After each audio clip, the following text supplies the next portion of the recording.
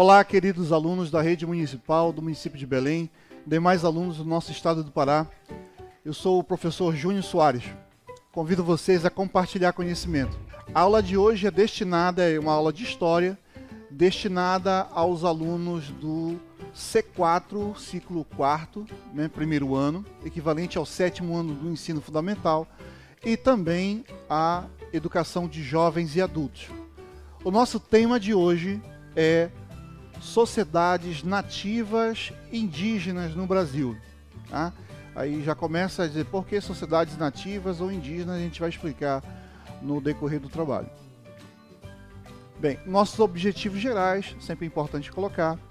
O primeiro é ampliar a compreensão sobre nossos antepassados, valorizar e respeitar as manifestações culturais indígenas e analisar os diferentes impactos da conquista europeia da América para as populações nativas e identificar as formas de resistência dessas populações. Bem, todo o nosso trabalho tem sido feito na perspectiva de dar para vocês aquilo que de melhor a ciência pode oferecer. Então, para que, na realidade, estudar as sociedades nativas, né? As sociedades indígenas aqui no nosso território que viria a ser o Brasil? Separei 3 pontos importantes aí da relevância do nosso estudo de hoje. O primeiro é saber quem somos é muito importante. Então, para saber quem nós somos, precisamos aprender qual é a nossa origem, né?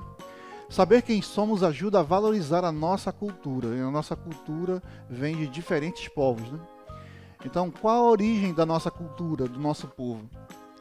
Ora, nós estamos acostumados a estudar uma história, né, o livro didático e assim por diante, uma história feita e escrita pelos conquistadores europeus, no caso daqui do Brasil, evidentemente estamos falando dos conquistadores portugueses, né? Já que as sociedades nativas, ou seja, aquelas que já existiam antes da chegada dos portugueses, eles não possuíam formas de escrita. Então, o que nós temos de informação, né, muito é baseado naquilo que o conquistador europeu escreveu sobre essas sociedades que aqui encontraram a partir de 1500. Bem, afinal de contas, né, eu pergunto nesse slide aí, afinal de contas, quem são os indígenas? Né?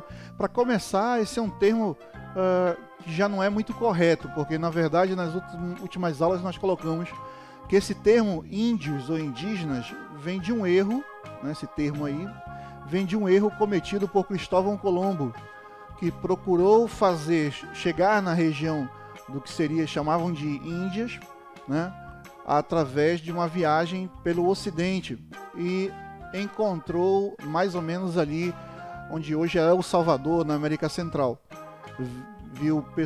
Encontrou pessoas com um estilo diferente, uma linguagem diferente, idioma diferente, com roupas ou sem roupas, né, de um jeito bastante diferente e com religião diferente, crenças diferentes. Então achou que já estava nas Índias, então chamou aquele grupo de índios, né? E esse nome, infelizmente, se tornou um nome genérico, pegou, né? Então até hoje nós chamamos as diversas nações, que nós vamos aprender que eram bastante diferentes entre si, existia uma enorme diversidade entre as nações que já existiam aqui no continente americano, mas esse nome pegou e nós chamamos até hoje essas sociedades nativas, ou seja, que nasceram, são originárias desse território, de sociedades indígenas. Bem, então quem são os índios? Vamos assistir agora um vídeo muito interessante, presta bastante atenção, ok? Sou Pataxó, sou Xavante, Cariri, Yanomami, sou Tupi, Guarani, sou Carajá. Sou Pancararu, Carijó, Tupinagé, Potiguar, sou Caeté, Funiô, Tupinambá. Sou Pancararu, Carijó, Tupinagé, Potiguar, sou Caeté, Funiô, Tupinambá. O que você sabe sobre o índio brasileiro? Paulo, não sei responder nada não. O índio? Não, tá. existe. Mas do índio eu não entendo nada, não. De índio. O índio acho que seja uma pessoa que deve existir, né, no Brasil. No norte do Brasil ainda existe, acho que no Nordeste. No Goiás, né, na Amazônia. Acredito que no Ceará também tem, só que mais vestido, né, só vestido. Viram o que as pessoas falam e o que eles pensam sobre os índios no Brasil e sobre a nossa história toda? Tinimburum Rehé, Ailton Krenak. O meu povo é Krenak, o meu nome é Ailton. E nós temos uma reserva lá no Vale do Rio Doce, em Minas Gerais, divisa com o Espírito Santo. Veja o que as pessoas continuam pensando e falando sobre os índios. O que é que eu aprendi sobre o índio? Ai, meu Deus, não sei te responder não, Vici, agora eu tô tão assim. Eu aprendi sobre a cultura dele, como é que ele vive. O tradicional que ensinam nas escolas. Cultura, um pouco de cultura, entendeu? Habitantes. Do tipo de caça, pesca. As mulheres limpam as casas para quando os índios chegarem.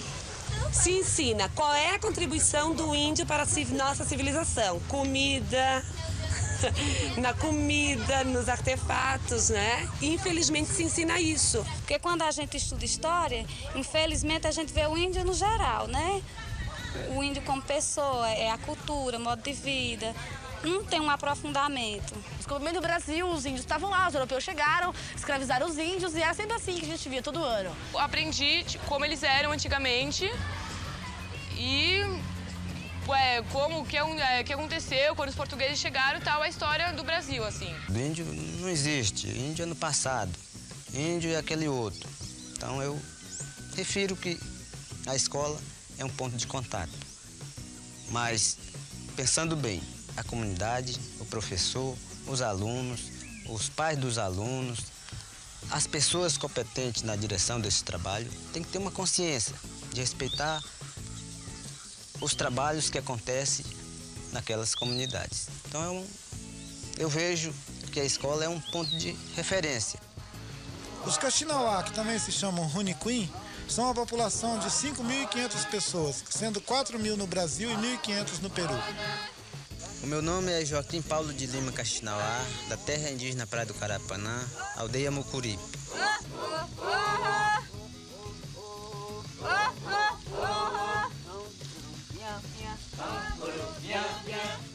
No primário, assim, na pré-escola primário, eles ensinavam que os índios eram bichos, assim, como se fossem bichos, assim, né? Vestia roupa de penas, né? Atirava com a flecha, assim, né? Você aprendia que o índio era mau, matava e atacava, essas coisas todas. Mas era tudo ao contrário do que diziam. Entendeu? Geralmente é o branco que ataca para pegar terra, pegar minério, essas coisas todas. A gente fica bravo. Muito interessante, né? Muito interessante porque o vídeo representa boa parte das visões que a nossa sociedade nacional, né, usando o termo usado pelos antropólogos, que a nossa sociedade nacional enxerga nos povos nativos, né? São pessoas ainda ou muito atrasadas, né, vivendo ainda quase que na Idade da Pedra, pessoas selvagens, por muitas vezes perigosas, ou pessoas ambiciosas que querem muita terra e não têm tantos direitos assim. Poucas pessoas, na realidade, têm um conhecimento mais embasado sobre os nossos irmãos indígenas, e esse é o objetivo essencial da aula de hoje. Que quando acabe essa aula nós tenhamos um olhar muito mais consciente sobre os nossos antepassados, vindos dos povos indígenas e nossos irmãos das sociedades nativas atuais. Bem, então é comum nós pensarmos que os indígenas apareceram na história ao mesmo tempo que os portugueses chegaram no território que viria a ser o Brasil em 1500, né? Parece assim que eles só existiram em relação aos conquistadores europeus. Isso evidentemente não é verdade.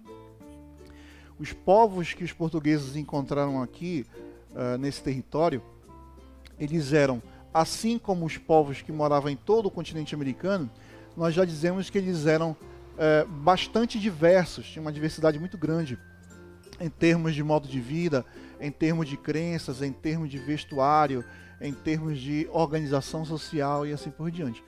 Mas os europeus, e especificamente os portugueses, não se interessaram nessa diversidade, né? Nas particularidades de cada tribo ou nação. Na verdade, chamaram todos de índios, porque eles não viam essas pessoas como culturas a serem respeitadas. Pelo contrário, viam essas pessoas apenas como mão de obra, como aliados, como almas a serem catequizadas, que nós vamos ver daqui a pouco. E, na verdade, essas sociedades nativas, ou seja, são os donos originais. As nativas vem da palavra natal, que significa nascimento. Ou seja, sociedades nativas são sociedades que já pertenciam a esse território e o contrário, né? O território que pertencia a eles são os donos originais, como nós já falamos na última aula. São donos originais desse território que nós chamamos de Brasil. Primeiro que não existia uma autoridade central na tribo, né? Um general, um rei e assim por diante. Cada uma das aldeias constituía uma unidade política independente, com um chefe que não se distinguia dos demais homens. Caçava, pescava e trabalhava na roça como qualquer um. Ou seja, dentro das sociedades indígenas que nós estamos analisando aí, é fácil entender que havia uma igualdade social. Só em caso de guerra, o comando era entregue ao Murubixaba. Havia ainda um chefe para as cerimônias religiosas que tinha grande influência sobre o grupo. Ele era também o curandeiro da tribo, cuidando dos doentes com ervas medicinais e magia. Outras características são que essas sociedades são igualitárias, não divididas em classes sociais. Não tem essa de dizer assim, não tem comida para algumas pessoas e para outras tem. Uns com barriga cheia e outros passando fome. Isso não existe nas sociedades nativas. São exemplos das atividades dos indígenas: a caça, a pesca, a coleta de frutos, a agricultura, bem como o artesanato. Todas essas atividades não eram em busca do lucro, como nas sociedades capitalistas. Então, é bem diferente da nossa sociedade atual, né? Então, quando nós vamos perceber as características das sociedades nativas, das sociedades indígenas, uma coisa que espanta muito é a falta do desejo, dessa ambição por acumular, como as sociedades baseadas, né, no sistema capitalista. Vamos ver, conhecer para valorizar. Então vamos falar aqui da pintura corporal. É uma das principais características das sociedades indígenas. Ela pode ter inúmeros significados, pode ser apenas uma expressão da beleza, como também um símbolo ritualístico. Olha para cá, dá uma olhada aqui. A gente tem a tendência a achar as sociedades indígenas, os povos indígenas, ou os índios, usando esse termo aí, como pessoas muito estranhas, né? Muito excêntricas, que pintam o corpo todo, assim por diante. Mas veja bem, pessoal, hoje em dia na nossa sociedade não é comum, né, as pessoas com brinco, com piercing, né, na boca, no nariz, né, tatuagem, o que é isso senão um tipo de modificação corporal, no caso da tatuagem através da pintura, no caso dos piercing através da perfuração usando metal. Então, o que significa isso? Para alguns significa um tipo de adorno, ou seja, um tipo de enfeite. Outras pessoas nas duas sociedades querem afirmar a posição, olha, eu sou diferente, e assim por diante. Então, quer dizer, não é tão estranho assim, são pessoas, né? Então, um dos objetivos dessa aula é fazer você ter um olhar diferente das sociedades indígenas como pessoas, né, que vivem, respiram, que casam, que morrem, que adoecem, que têm as suas alegrias, suas crenças e que têm uma dignidade própria. Então nós vemos aí provavelmente uma mãe pintando, né, fazendo a pintura do seu filho, vê os adornos, não tão diferentes assim em termos de utilidade do que a gente usa na nossa sociedade. Os povos nativos ou indígenas que habitavam a colonização portuguesa não possuem escrita, nós já falamos isso. Os principais documentos foram elaborados pelos conquistadores. Estudamos a história escrita pelos colonizadores, nas quais eles são os protagonistas e o centro das atenções. Carregados de ideias preconceituosas e sem entender direito a língua, o comportamento e as formas de organização dos povos indígenas, os portugueses cometeram vários equívocos ao descrevê-los, né? Que são erros. A imensa variedade de povos com língua e cultura diversas foram, em geral, reduzidos a 2 grandes grupos. Os tupi, ou seja, a todos aqueles povos que os portugueses encontraram no litoral, e os tapuias, que moravam mais para o interior e eram considerados como índios hostis. O primeiro contato entre portugueses e indígenas foi pacífico, e a comunicação feita por gestos, já que a língua uns dos outros lhes eram desconhecidas. Mas esse jeito pacífico das relações do período colonial não demorou a mudar, após a decisão portuguesa de começar efetivamente a ocupação do território. A chegada dos europeus, olha, essa parte é muito importante, galera. A chegada dos europeus significou época de tragédias para os indígenas, com altíssima mortalidade e prejuízos incalculáveis, com epidemias, escravização em massa, intensificação das guerras intertribais, ou seja, entre as próprias tribos, trabalhos forçados, mudanças e deslocamentos e desestruturação social. Então nós vemos aí um slide de uma gravura antiga, mostrando um dos chefes, né, sendo pintado aí como ornamento, e nós vemos aí as crianças e assim por diante, e o uso da rede, que é comum na nossa sociedade, e também foi uma contribuição da cultura indígena. Bem, nós falamos e vamos repetir, os portugueses sempre viram os nativos de 3 formas, basicamente. Então essa é muito importante para nós percebermos de que forma, né, a sociedade portuguesa, os portugueses, os colonizadores trataram os indígenas. Primeiro, como mão de obra para todas as atividades, né? Segundo, como aliados quando convinha, né? Aliados na batalha contra outras tribos, né?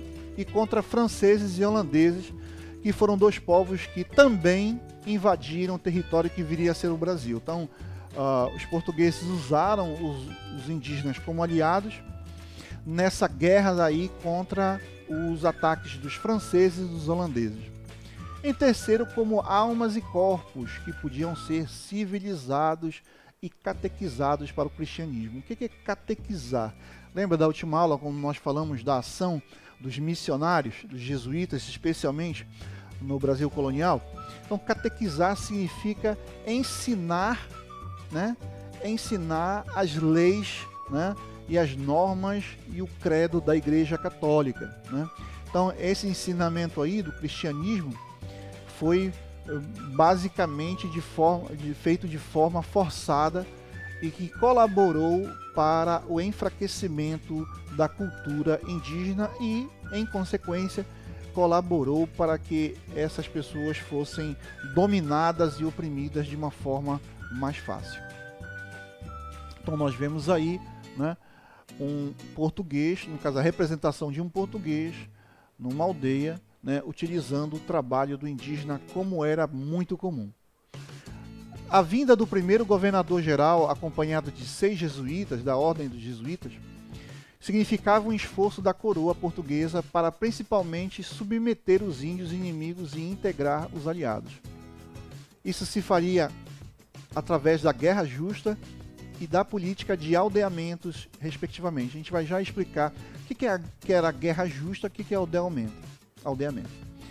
Iniciava-se a política de aldeamentos, cuja função era de reunir os índios aliados em grandes aldeias próximas aos núcleos portugueses.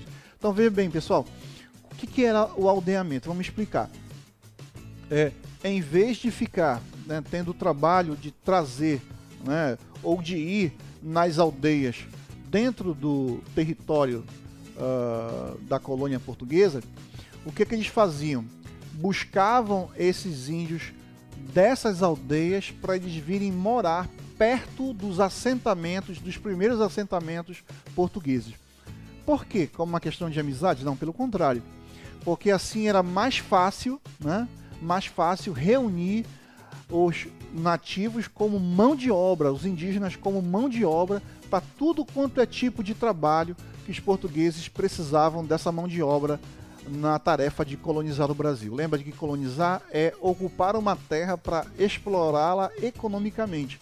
Então, para explorar, tinha que ter mão de obra, né? Então, os portugueses viam os nativos, os indígenas, como essa mão de obra aí disponível. Na verdade, não era disponível, né? Eles foram escravizados logo após a decisão portuguesa de iniciar efetivamente, na prática, a colonização do território que viria a ser o Brasil a partir de mais ou menos 1530. Ok? Então, vamos lá, o próximo. Então, o que eram as guerras justas, que a gente prometeu explicar? Bem, os portugueses chamaram de guerra justa toda guerra empreendida contra povos indígenas considerados inimigos. Estas guerras foram utilizadas para legitimar a escravidão, tornando legalmente os cativos os indígenas capturados nesses conflitos. Então, vamos explicar? Funcionava basicamente assim. Os indígenas, por isso que guerra justa aí está bem entre aspas, né? Percebam bem quando a gente coloca alguma coisa entre aspas, alguma expressão, alguma palavra entre aspas, nós queremos chamar a atenção de vocês para esse termo. Nesse caso aí, funcionava assim: qualquer indígena, homem, mulher, criança, idoso e assim por diante, que resistisse a essa colonização, que resistisse a essa escravização, que resistisse à opressão dos portugueses sobre esses nativos, contra eles podia ser realizada uma guerra justa, ou seja, uma guerra contra esses povos de forma justificada. Obviamente que nós entendemos isso como um absurdo, porque a tarefa do índio em resistir à colonização é a tarefa de preservar a sua vida, o seu meio, né, de existência, a si e de sua família. Expedições que transferiam os índios das aldeias de origem para as aldeias coloniais, chamadas de missões, também eram um método, né, de arrebanhar essa mão de obra. Esse contato dos nativos e a sociedade nacional através de guerras, acordos e aldeamentos manteve-se até o século XIX.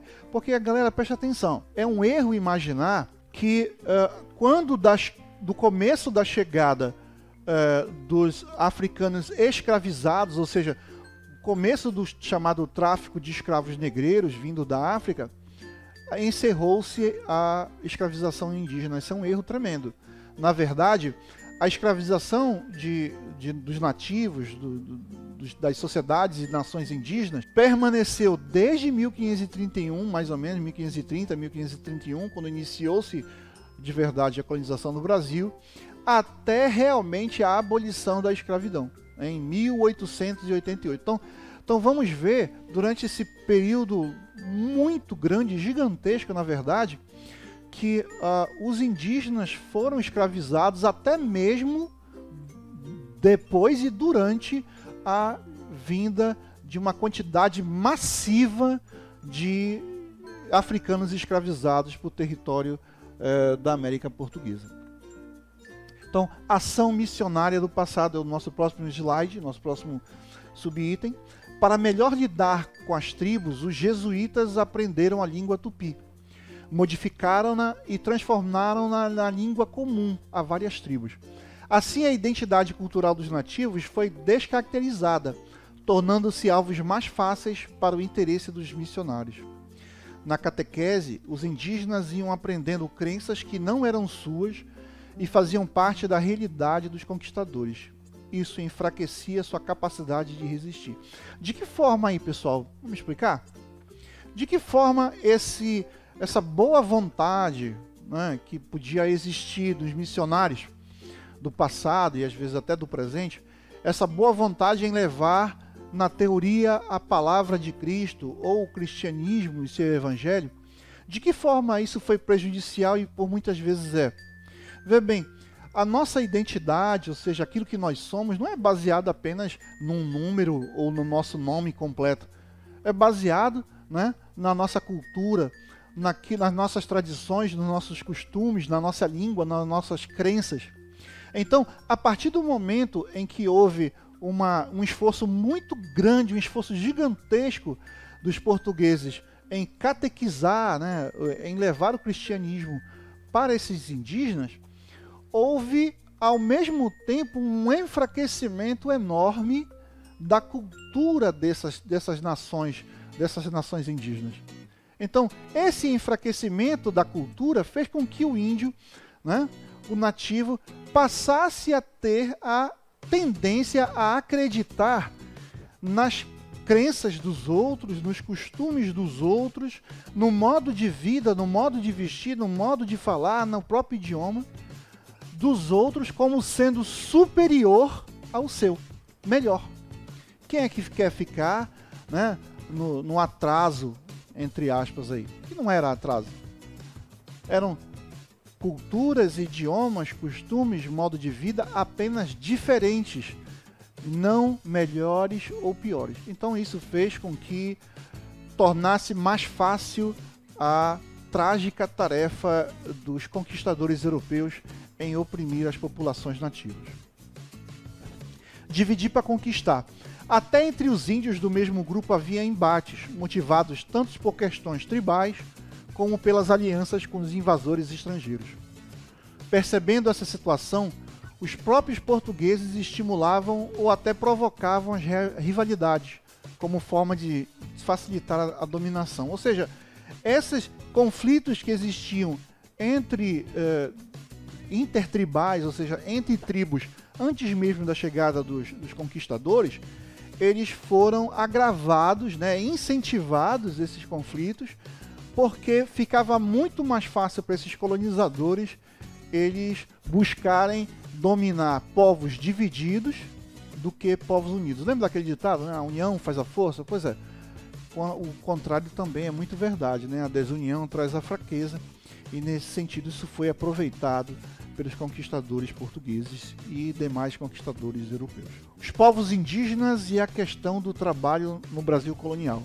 Nunca chegou a acontecer uma substituição do trabalho indígena pelo trabalho do negro escravizado. Na verdade, nós já falamos, né, que eles não foram substituídos. Na verdade, a escravidão indígena e a escravidão negra africana, ela coexistiu, ou seja, existiu ao mesmo tempo dentro da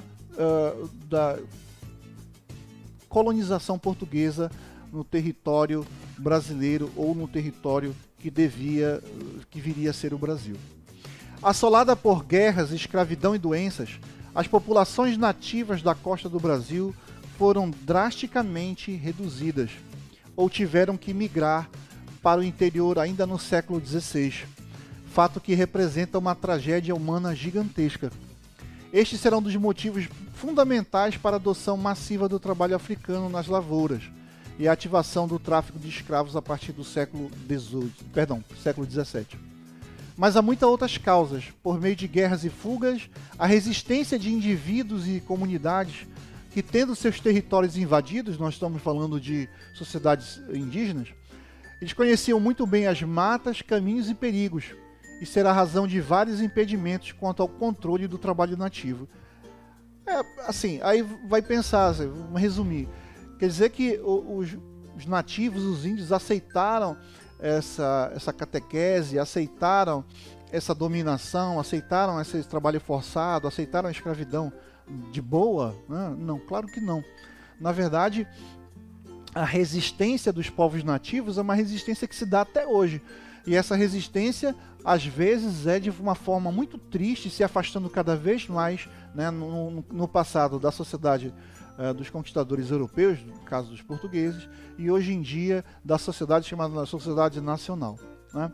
Então, hoje ainda, as sociedades indígenas sofrem muito, né, porque sofrem, primeiro, a incompreensão, né, de parte da nossa sociedade nacional quanto aos seus direitos, quanto à sua história, ou seja, desconhecendo a nossa própria história, no qual as sociedades indígenas fazem parte muito, né?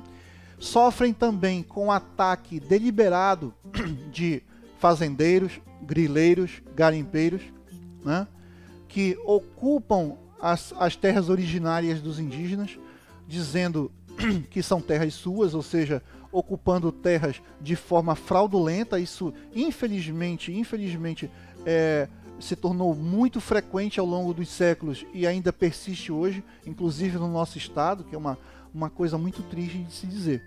Então, a sociedade nativa, ou seja, as sociedades indígenas, divididas nas suas tribos, divididas nas suas diversas nações, hoje em dia ainda resistem e, na verdade, apesar de terem diminuído dos seus milhões de pessoas para milhares, centenas de milhares apenas hoje em dia, ainda continuam resistindo e afirmando a sua dignidade, afirmando o seu direito à vida, seu direito à terra.